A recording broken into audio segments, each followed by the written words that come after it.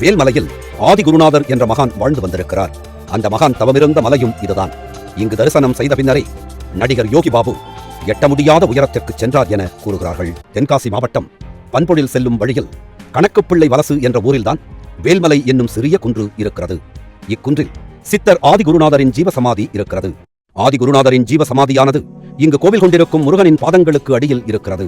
பழனியில் நிர்விகற்ப முறையில் ஜீவசமாதியாகி இருக்கும் பட்டணம் மாரிமுத்து சாமிகளின் ஜீவசமாதிக்கு மேலும் முருகப்பெருமான் தான் வீற்றிருப்பார்.